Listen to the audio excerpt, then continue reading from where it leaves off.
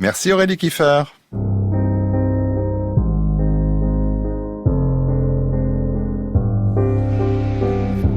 France Culture, Affaires culturelles, Arnaud Laporte.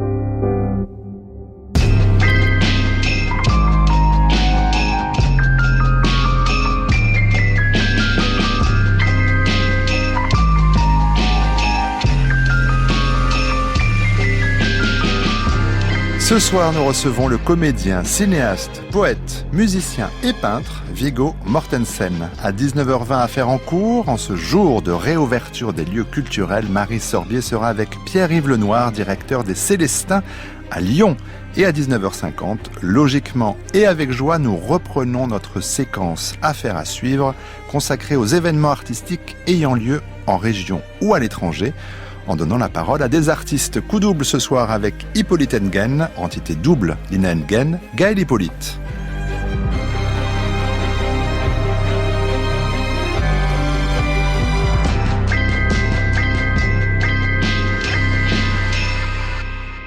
Viggo Mortensen, on profite de votre présence à Paris à l'occasion de la sortie de votre premier film en tant que réalisateur, Falling, pour passer ce moment avec vous, essayer d'en savoir un peu plus sur vous, sur votre parcours, sur vos influences, sur votre façon de travailler. Je demande souvent aux artistes qu'on reçoit dans cette émission pourquoi ils ont choisi telle ou telle forme d'art. Mais vous concernant, ça n'a pas beaucoup de sens puisque, alors on vous connaît bien sûr beaucoup comme comédien, vous êtes aussi photographe, musicien, poète, peintre et maintenant cinéaste. Mais qu'est-ce qui est venu en premier? Est-ce que c'est l'écriture? Les histoires, généralement.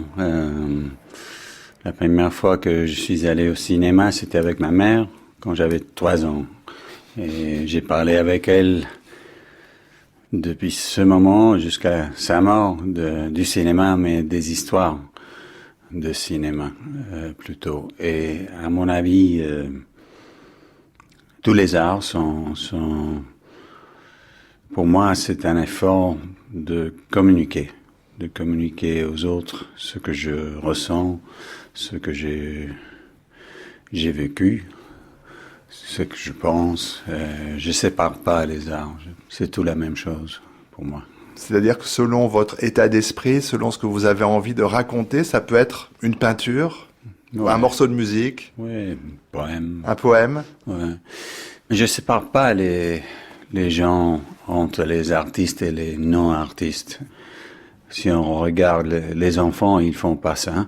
Et je comprends pas, j'ai jamais compris que les adultes ont envie de se séparer de cette façon. Je pense que tout le monde est un artiste.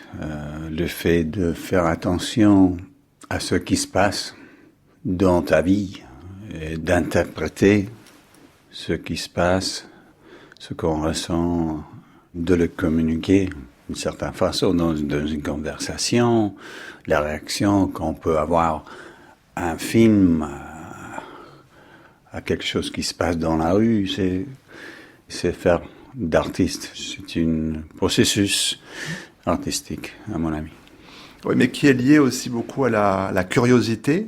Pour aller vite, je dirais que vous êtes né à New York, vous avez passé une partie de votre enfance au Venezuela, puis au Danemark, puis en Argentine, puis à nouveau aux États-Unis, puis le Danemark, l'Angleterre. Vous vivez à Madrid depuis plusieurs années déjà. Beaucoup de déplacements. Bon, enfants, ils étaient subis, ce sont vos parents qui ont décidé, mais j'ai l'impression que ça ressemble aussi à votre vie d'artiste, c'est-à-dire avoir toujours envie de nouveaux horizons, de découvrir de nouvelles formes, de nouveaux lieux, de nouvelles lumières.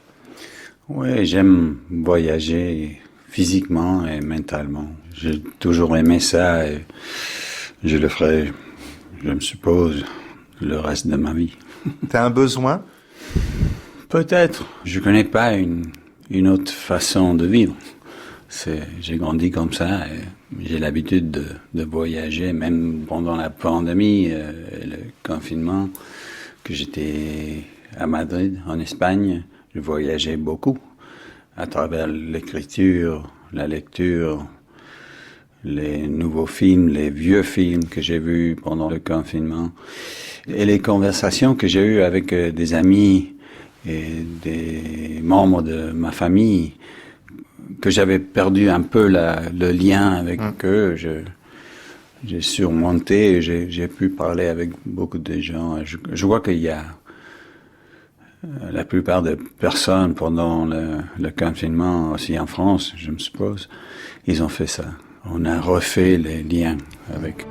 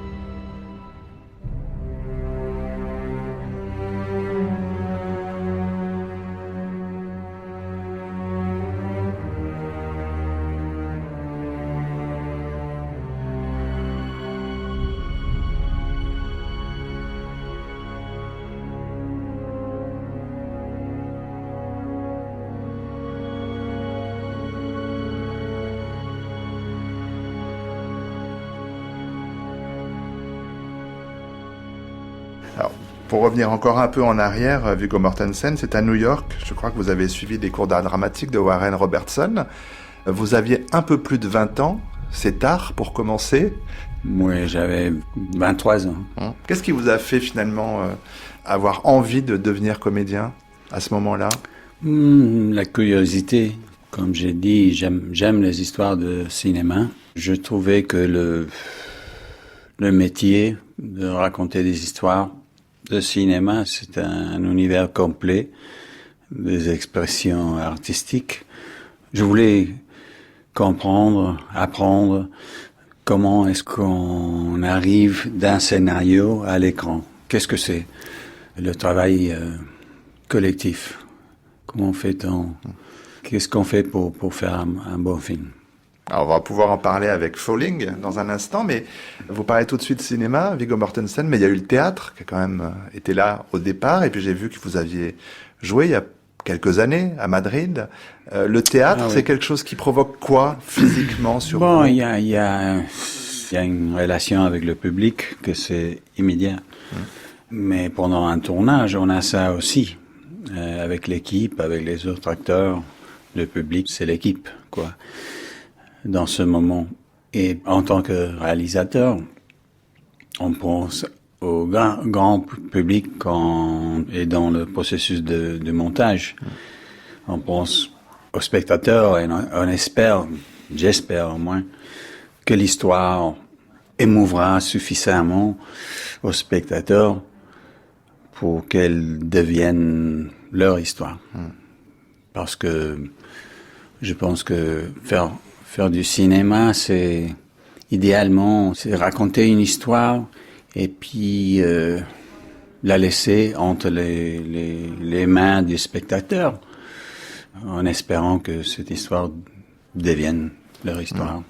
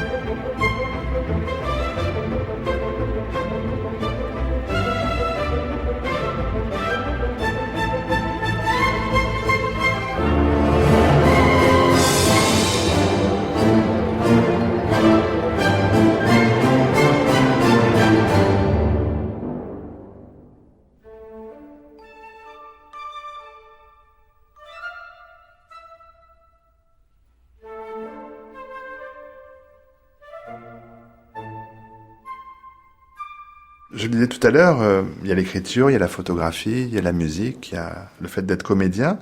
Depuis les années 90, vous avez toujours tout mené de front, ensemble. Il y a toujours des nouveaux livres, des nouveaux disques, des nouveaux films.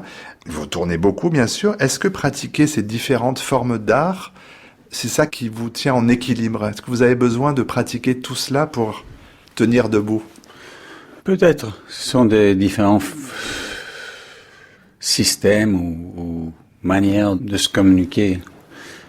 J'étais photographe et poète, écrivain avant d'essayer avec le cinéma. Mais j'ai toujours travaillé des autres disciplines toute ma vie. Pour moi, c'est naturel. J'ai envie de faire ça presque tous les jours. Pas tout en même temps. Je crois qu'on doit faire chaque chose bien, le meilleur possible, et avancer à le suivant défi, comme ça. Mais par exemple, pour l'écriture, Viggo Mortensen, il y a des moments privilégiés, il y a des lieux, il faut une disponibilité particulière? Non, je le fais partout, même la photographie. C'est clair que le cinéma, on peut écrire partout. Et le cinéma, il y a des lieux où on va tourner, par exemple. Il y a la salle de montage, mais on n'est pas dans la salle, on est dans l'histoire si on est engagé.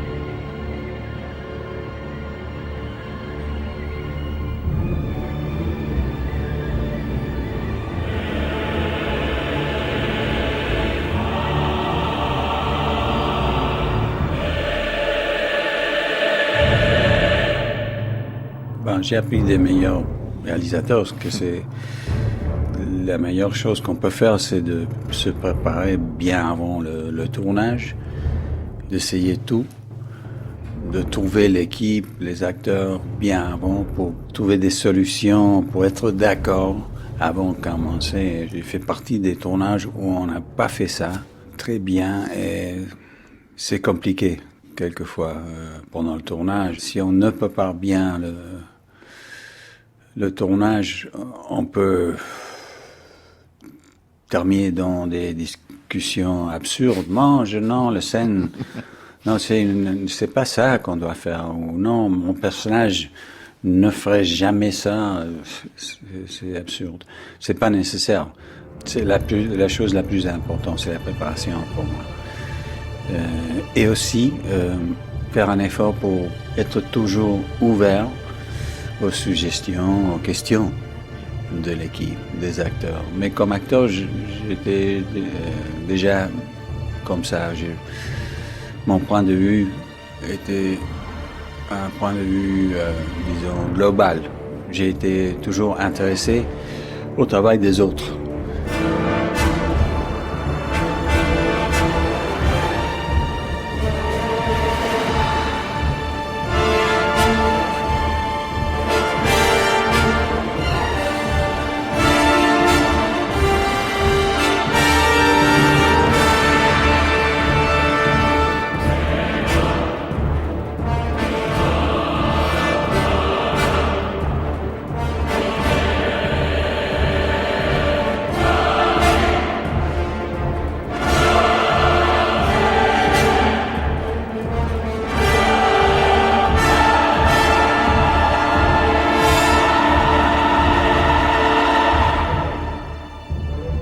qu'est-ce que le photographe pense? Pourquoi on place la caméra là?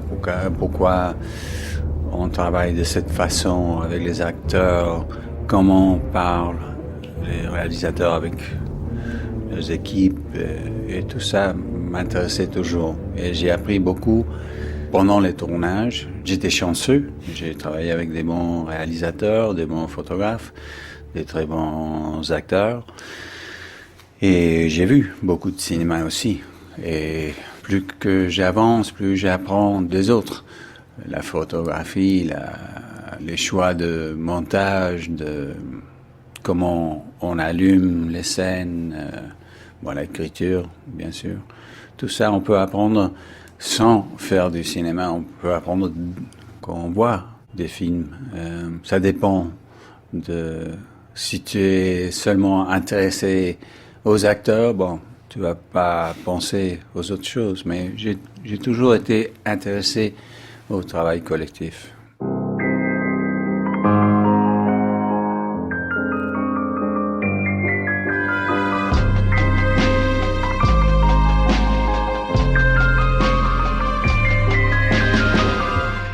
On se retrouve dans quelques minutes, Viggo Mortensen, mais c'est l'heure d'affaires en cours avec Marie Sorbier. Bonsoir Marie, ce soir vous nous emmenez à Lyon. Oui Arnaud, et même si nous avons appris que Stéphane Braunschweig, directeur de l'Odéon à Paris, refuse d'ouvrir tant que le théâtre sera occupé, la plupart des lieux culturels ouvrent leurs portes, eux, dès aujourd'hui ou dans les jours qui viennent. Et oui, nous y voilà, le public va de nouveau pouvoir être accueilli. Pour évoquer cette ouverture, nous sommes avec Pierre-Yves Lenoir. Bonsoir, vous dirigez les Célestins à Lyon avec Claudia Stavinsky. Pensez-vous que cette disette que nous venons tous d'endurer a modifié notre rapport à la création ? Eh bien, écoutez, on va le voir.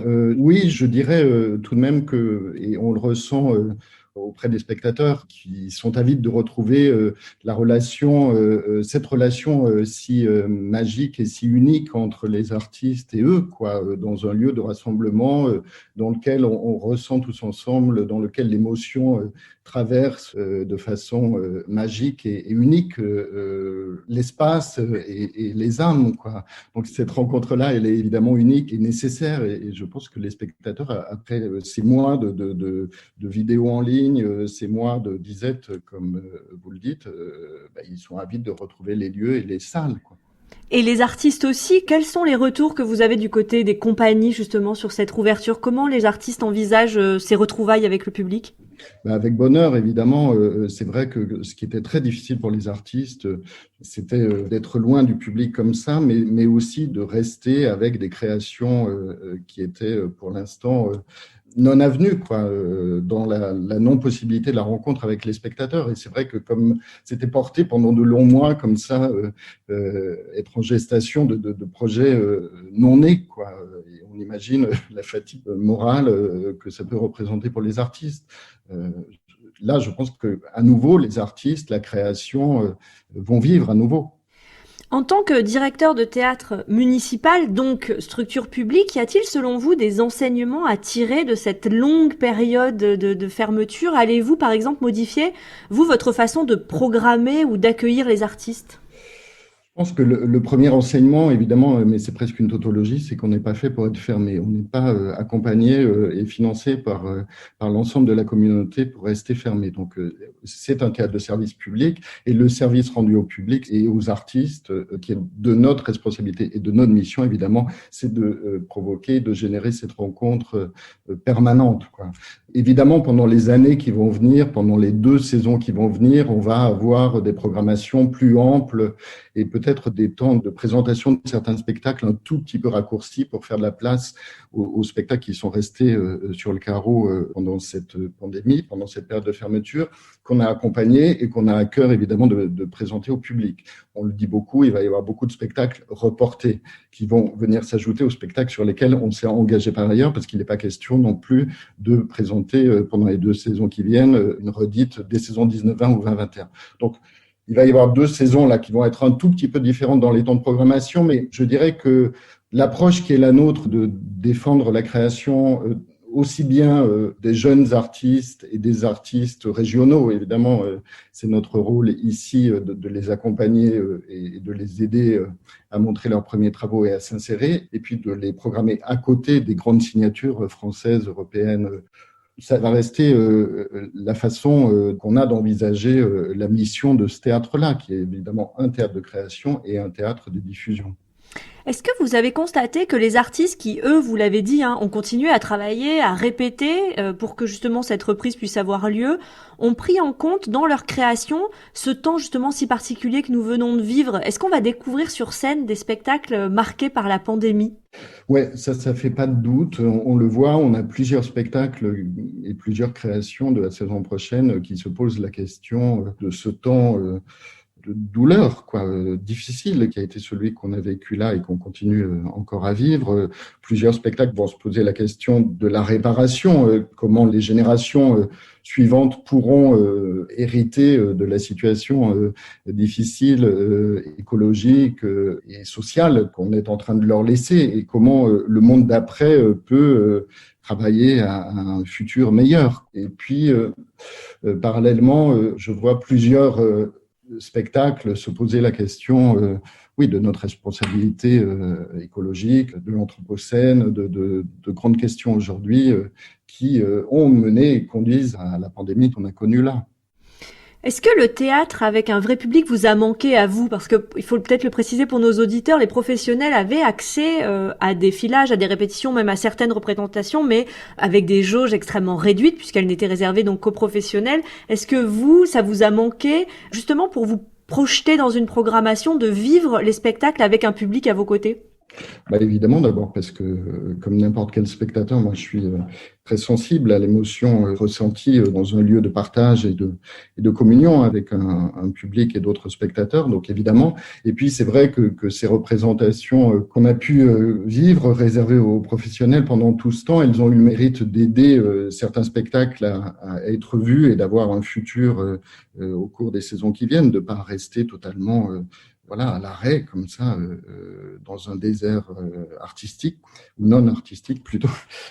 Mais c'est vrai qu'il y a comme là une espèce d'entre-soi, d'abord, pas très agréable à vivre au plan personnel, parce qu'on se dit pourquoi nous avons-nous accès encore à quelque chose qui manque tant à beaucoup. Et puis c'est vrai que le regard qu'on peut avoir de programmateur, d'anticipation de la réaction d'un public, puisque nous ne sommes finalement que des transmetteurs, des courroies de transmission entre les artistes et le public.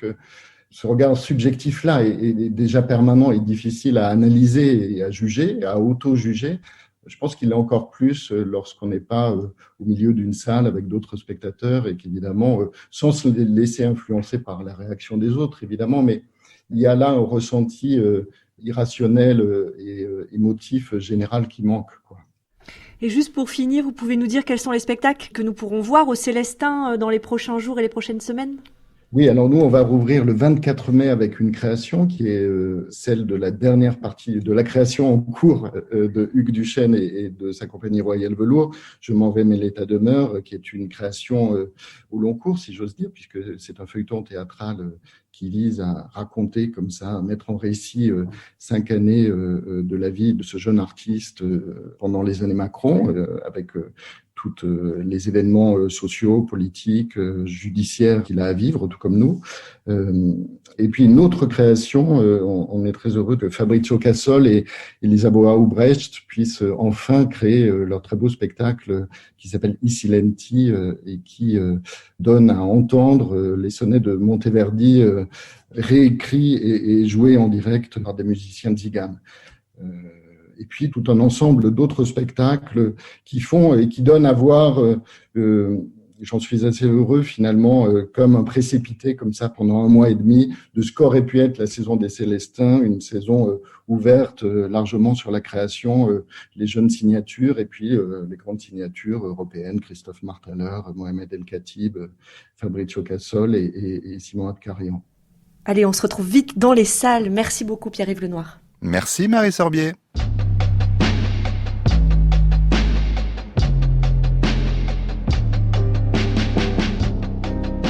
France Culture, Affaires culturelles,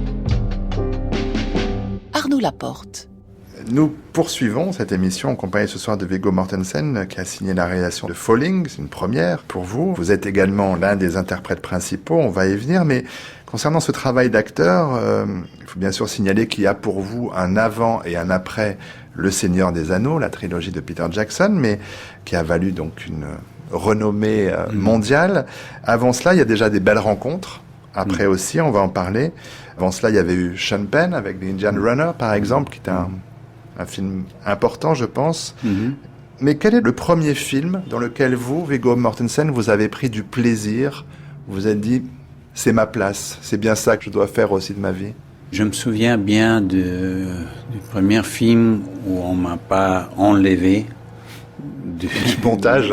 Ouais, vous avez été souvent coupé au montage. Oui, c'est vrai.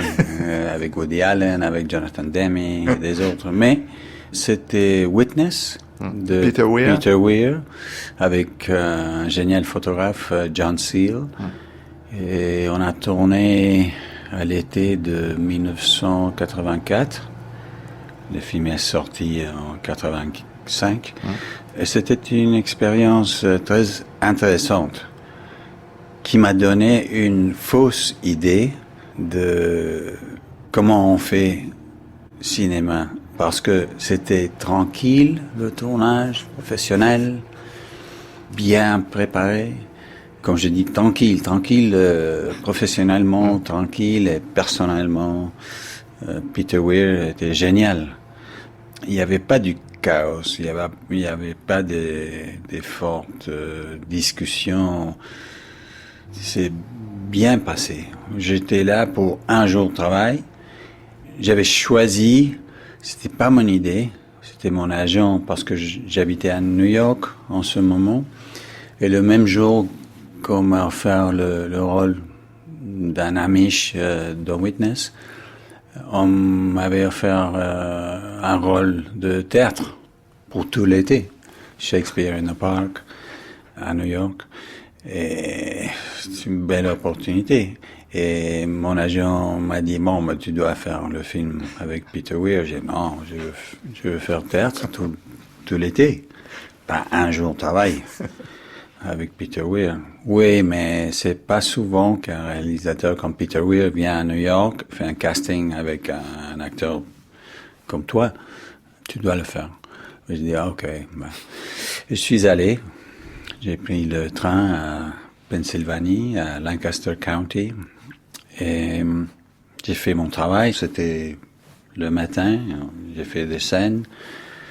Bon, il y avait le déjeuner, j'étais avec des autres acteurs secondaires, et Peter Weir est entré, il a dit, je peux parler avec toi? J'ai dit, qu'est-ce que j'ai fait? Du mal. C'était 2 scènes, je crois que c'était bien allé, mais oui, ok. Il m'a dit, qu'est-ce que tu fais les prochaines 6 semaines? J'ai dit, 6 semaines, et j'ai pensé, j'aurais dû faire du théâtre, mais j'ai pas dit ça. Et j'ai dit, je sais pas, rien. Ouais, si tu veux rester, on va inventer un personnage. Le personnage de Amish qui faisait Alexander Goodenough, tu vas être son frère, si tu veux. Qu'est-ce que je dois faire?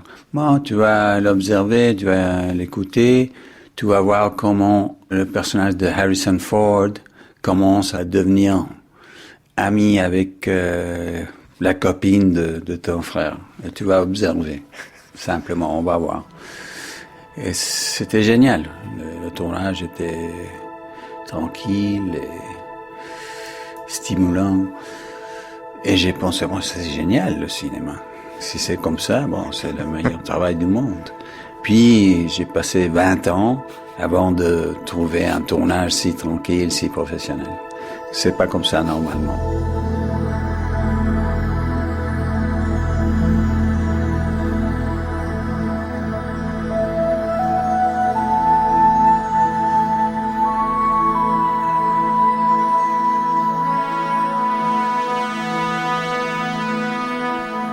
Vous pensez qu'il a vu quoi en vous, Peter Weir?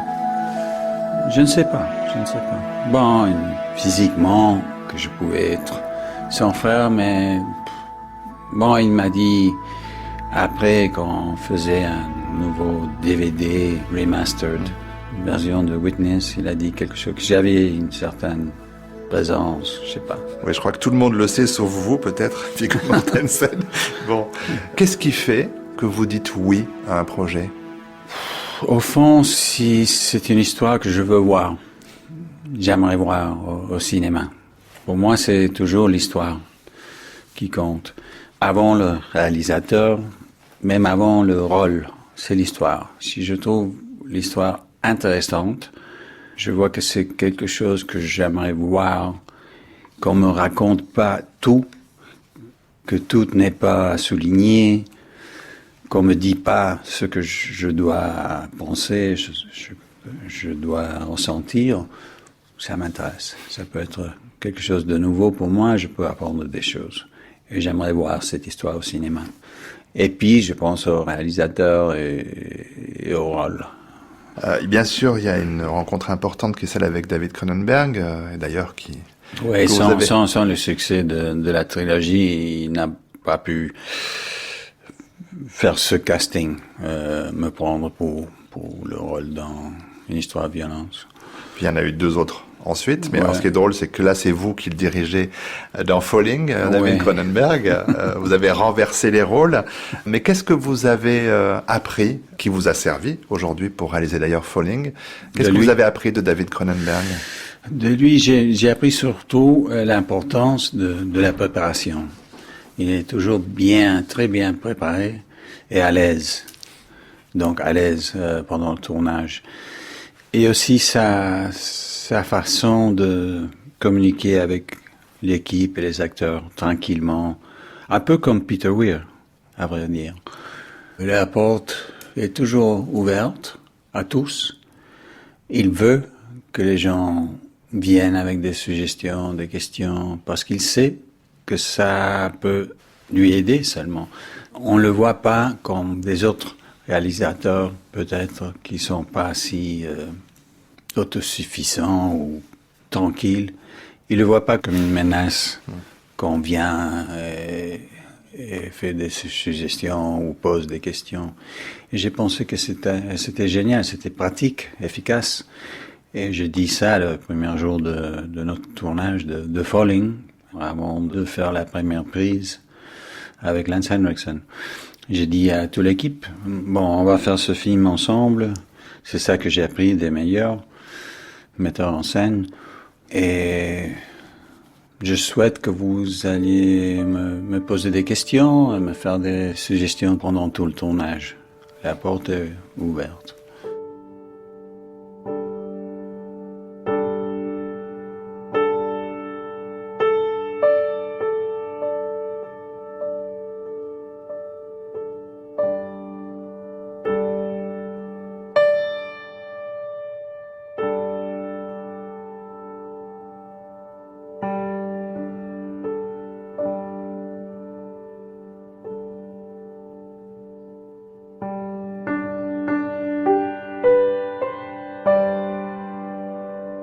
Alors moi j'aime beaucoup les films qui ont l'air d'avoir commencé avant le premier plan.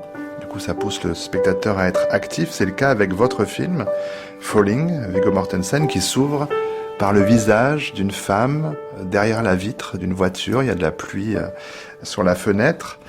Elle n'a pas l'air très bien, cette femme. Quand est-ce que vous avez pensé que le film débuterait par cette image ? Il y avait un plan qu'on avait pensé de mettre avant, dans ce camion. Mais pendant le montage, quand j'ai vu ça, et c'était un exemple d'être ouvert pendant le processus de tournée.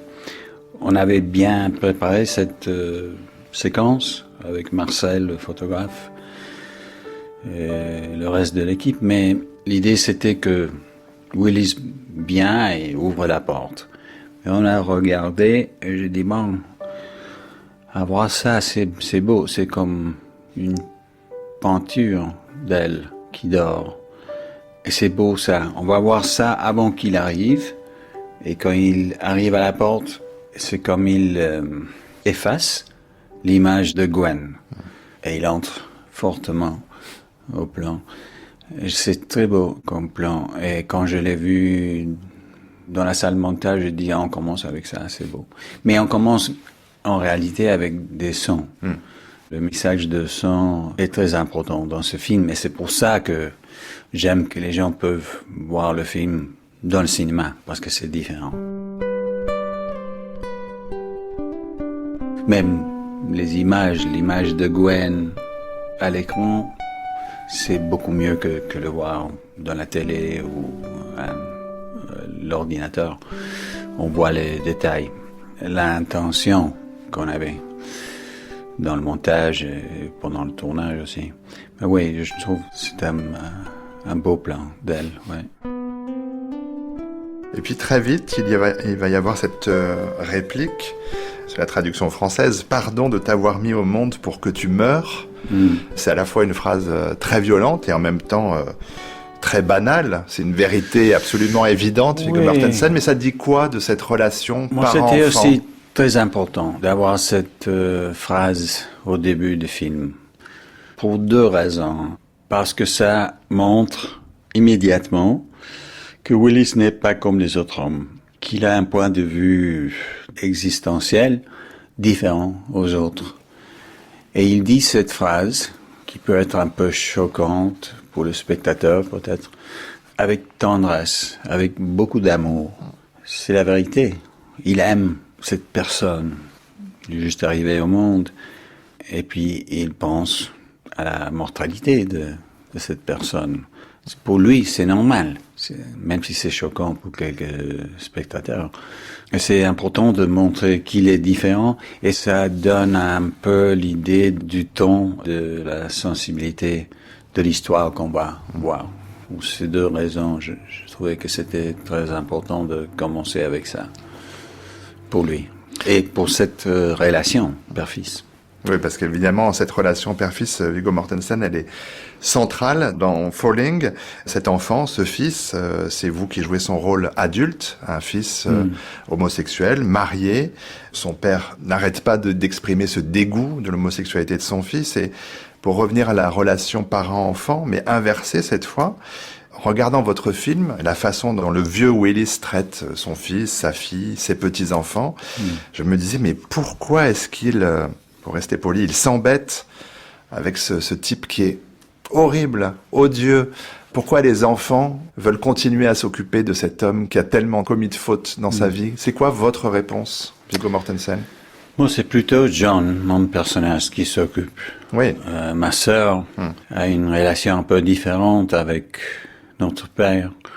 Elle est capable de le voir peut-être une fois chaque année et pas plus. Parce que chaque fois, ça termine mal. Elle est détruite chaque fois. Elle se prépare pour le rencontre chaque fois avec nervosité, avec peur, avec doute. Et elle essaie toujours de bien faire, de surmonter la douleur en parlant avec son père. Mais ça termine mal toujours. Puis elle essaie de l'aider. Mais elle n'est pas capable de le faire de la même façon que John peut le faire. Et je crois qu'on comprend que John a beaucoup lutté avec son père. Et c'est pour ça qu'il dit, c'est un effort conscient. Il dit dans une longue scène dans la cuisine en Californie, chez soi, il parle avec son père et il dit, après plusieurs provocations verbales, attaques psychologiques de son père, il dit, bon, papa, je veux pas aller par là, je veux pas discuter avec toi de cette façon, je veux pas descendre à ce niveau, je veux pas répondre à ta violence psychologique, ta violence verbale avec une violence verbale. Je veux t'aider, tu peux m'insulter tout ce que tu veux, mais je veux pas jouer à ça. Et il essaie c'est un effort conscient, c'est pas facile. C'est plus difficile que discuter. Mais on comprend, je crois, qu'ils ont discuté plusieurs fois avant. Ça lui a mené nulle part. Il a décidé, bon, si je veux l'aider, et il a besoin d'aide, le vieux, ça va être nécessaire de tolérer certaines choses, beaucoup de choses. Des insultes, des attaques. C'est comme ça. Il y a quelques spectateurs qui peuvent dire, bon, c'est intolérable. Pourquoi ils ne coupent pas cette relation? Et j'imagine que ça peut être plutôt des spectateurs jeunes qui n'ont pas l'expérience de s'occuper des vieux, peut-être. Ou peut-être quelqu'un qui est homosexuel, qui dit non, on peut pas accepter ça de n'importe qui. Je comprends, mais chaque membre de famille a l'opportunité de décider pour lui-même, pour elle-même, qu'est-ce qu'on va faire? Est-ce qu'on va couper? Si on coupe, il n'y a pas l'avenir, il n'y a pas la possibilité de trouver un point de contact, de l'empathie, d'avancer. Mais si on essaie dans un effort de communiquer avec quelqu'un qui ne veut pas communiquer, qui est têtu et ne veut pas t'accepter, te voir, disons, et qui t'insulte sans cesse, il se peut que on trouvera un point de contact, quelque chose, une façon de communiquer plus honnêtement, ouvertement, mais peut-être pas. Mais si on coupe, on sait que c'est terminé. Et chacun décide. Tu décides dans ta communauté, tu décides dans ton pays comme citoyen, tu vas voter, tu vas participer, tu vas t'enseigner sur ce qui se passe dans ta société, la politique, l'histoire, ça t'intéresse, tu peux apprendre de ça, tu peux apprendre des autres. Chacun décide. Et dans les familles, c'est la même chose. Chacun décide. On est libre, quoi. Dans cette histoire, John, il est têtu, il veut essayer, il veut aider. Ça veut pas dire qu'il est mieux que les autres, qu'il est une espèce de saint. C'est pas le cas. C'est une histoire où tout n'est pas résolu. Tout le monde n'est pas pardonné. Tout le monde ne trouve une manière de communiquer. C'est comme ça. Et je pense que cette histoire, j'avais pas pensé beaucoup à ça au moment d'écrire, ni de tourner, ni de faire le montage, mais dans cette époque de pandémie, je crois que la plupart des gens sont un peu plus conscients du fait que la vie est fragile, courte, incertaine. Et je crois qu'on est peut-être un peu plus conscient de la nécessité d'une communication plus honnête, plus ouverte, et qu'on n'a pas à vivre seul. On n'a pas à vivre seuls avec nos peurs, nos doutes. On peut les partager, quoi. Et c'est ce que les histoires de cinéma peuvent nous aider à faire, peuvent faire pour nous. Peut-être pour terminer sur une note différente, Viggo Mortensen, dans Falling, il y a une scène où le père regarde un vieux film à la télé, et son fils est là. Il m'a semblé reconnaître Red River de Howard Hawks avec Monty Clift et John Wayne, qui est un western avec une très forte charge homo-érotique. Il y a quand même des relations... une relation père-fils aussi, même s'ils ne sont pas de la même famille, mais il y a une relation... Il y a un sous-texte sexuel aussi, homosexuel très fort. Oui, on peut voir ça. Quand on compare les pistolets, enfin, il y a des scènes qui m'ont fait beaucoup rire. Ce film-là, vous l'avez choisi en écho à la relation père-fils? Oui, et aussi parce que je savais que je voulais mettre un western. Même comme avant, quand il écoutera la radio 50 ans avant, la scène qu'on voit juste après cette scène, le flashback, il écoute de la musique country, une chanson qui s'appelle I've Been Everywhere. Et en réalité, Willis n'a pas. He hasn't been everywhere. Il est content d'être là, dans ce lieu. Et toutes les images de ses souvenirs sont du même endroit. Mais oui, le film de Howard Hawks, Red River, c'est un des meilleurs westerns à mon avis. Et je pensais pas nécessairement au subtexte que tu as nommé, mais si à le fait que c'était le premier film de Montgomery Clift. Il était un acteur de théâtre de New York, il n'est pas un cowboy. Et on savait dans l'industrie qu'il était homosexuel. Et puis il va faire son premier film, un rôle important, face à face avec le cowboy du cinéma le plus connu, John Wayne, légende déjà. Et comment est-ce qu'il va faire? Et il a si bien joué, si bien préparé son rôle, qu'il était presque plus cowboy que John Wayne. Et à mon avis, c'est une des meilleures interprétations de John Wayne à cause de la concurrence, la compétition qu'il y avait là. Je suppose, je vois ça, je pensais à ça, cette rivalité. Et il y a une chose que Montgomery Clift, dans ce film aussi, son personnage, il accepte des insultes, longtemps, de la violence psychologique de la part du personnage de John Wayne. Et c'est un peu comme dans Falling. C'est pour ça. Je trouvais ça intéressant. Même le dialogue dans ce film, dans cette scène qu'on utilise, il y a des choses qui sont drôles si on comprend l'anglais.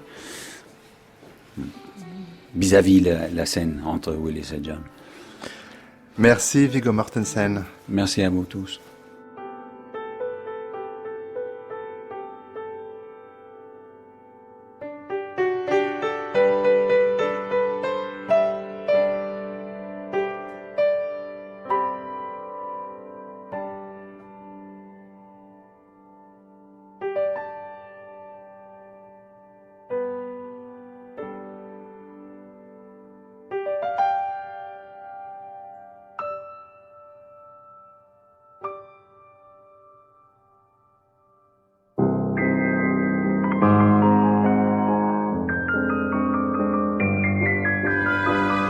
France Culture, Affaires culturelles, Arnaud Laporte.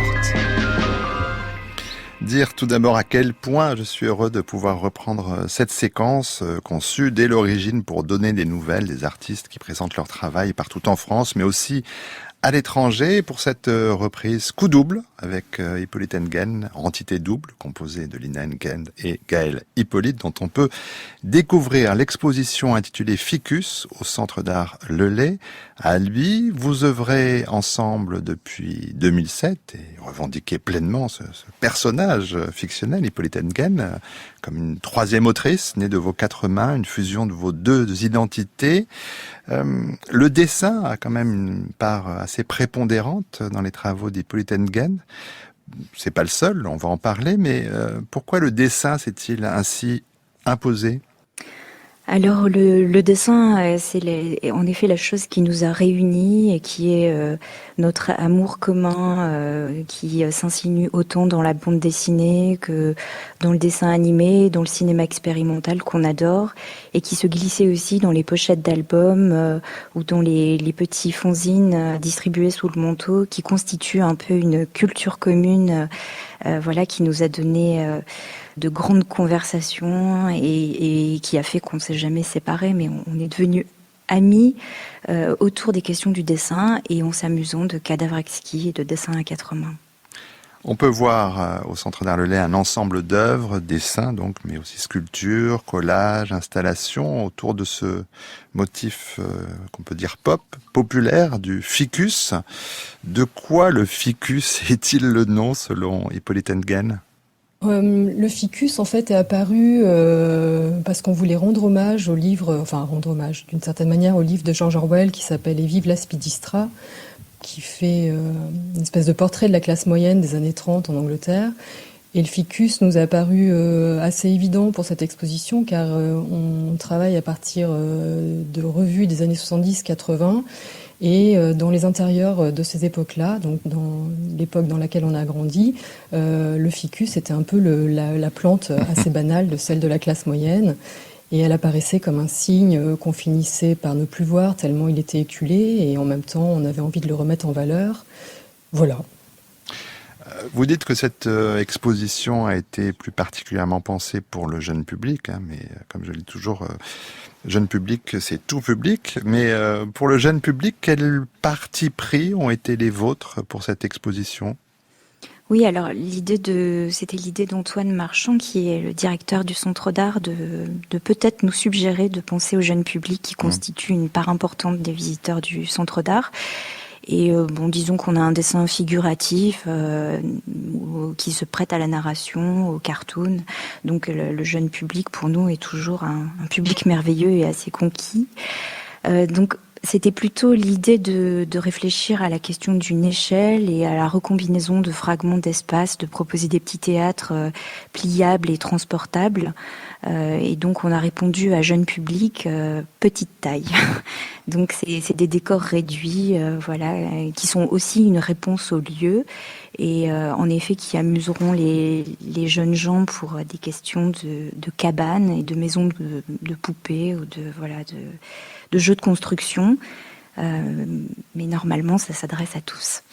Alors effectivement, vous avez conçu cette exposition spécifiquement pour les espaces de l'hôtel Rochegude. Ça a permis de faire, j'ai l'impression, n'ayant pas pu encore voir cette exposition, j'ai l'impression que c'est comme un parcours avec des jeux, vous venez de le dire, sur les échelles de grandeur, sur les perspectives. C'est une exposition in situ. Oui, en fait, ce qui était pour nous l'occasion de cette exposition, c'était de pouvoir montrer un ensemble de nouvelles pièces. Et dans l'exposition, donc il y a donc les sculptures ficus, mais il y a aussi toute une série de tableaux qui s'appellent Femmes pratiques, qui sont réalisés à l'aérographe et qui représentent des scènes d'intérieur, qui sont un peu le paysage qu'on a eu en 2020 suite à la crise sanitaire et qui se proposent comme un complément au petit théâtre qu'évoquait Gaël. Est-ce que vous pourriez nous donner quelques images, c'est toujours compliqué, parlez-moi à la radio, mais quelques images de cette exposition? Alors, c'est toujours difficile de parler de dessin à la radio, mais alors, ce qu'on a voulu faire, c'est que, comme vous l'avez dit, le Centre d'Art est à l'intérieur d'un hôtel particulier, et pour penser ce projet, on a extrait des mots qui correspondaient à un champ lexical ou à une sorte de palette. Donc la boiserie, le bois, est un élément important. Les fenêtres traversantes qui donnent sur un parc, un jardin à la française, très beau, très ordonné et au printemps tout à fait merveilleux, nous a donné aussi une certaine tonalité de vert. Donc on a pensé, grâce à ces ouvertures et grâce à l'architecture du lieu, à son environnement, une palette. Donc les petits théâtres ficus sont faits de laiton doré et de panneaux de chêne, à l'intérieur desquels il y a des fenêtres avec de la verdure qui représentent les ficus, qu'évoquait Lina. Et ensuite, on s'est fondu dans des camailleux de gris bleuté, qui évoquent aussi la lumière qui descend, le tout avec des dessins assez vaporeux qui sont constitués plus de masses assez volubiles que de lignes ou de choses très tranchées. Donc on voulait que ce soit une exposition sur l'ambiance, en fait. Devant une de vos œuvres, savez-vous qui a fait quoi, ou est-ce que cette question n'a pas lieu d'être? Non, elle n'existe plus. C'était un peu le pari de travailler à deux, c'était de se dire qu'à la fin, le signataire et le seul signataire de l'œuvre, c'était Hippolyte Nguyen. Et il fallait vraiment qu'on puisse ne plus identifier les lignes de Gaël ou les miennes. Et c'était une des facultés qui nous a réunis, c'était de pouvoir copier les lignes justement de dessinateurs qu'on aime ou de dessinatrices qu'on aime et de nous les approprier et de les assimiler. Donc voilà, j'ai appris à dessiner comme Gaël, elle a appris à dessiner comme moi et à la fin, c'est Hippolyte Nguyen qui est l'auteur de tout ça et nous sommes simples spectatrices de notre propre travail. Merci Hippolyte Nguyen. Il y aura, et c'est heureux, beaucoup d'autres spectateurs et spectatrices maintenant que les lieux de culture rouvrent. Je rappelle que votre exposition Ficus est à voir au Centre d'Art Le Lay à Albi jusqu'au 20 juin.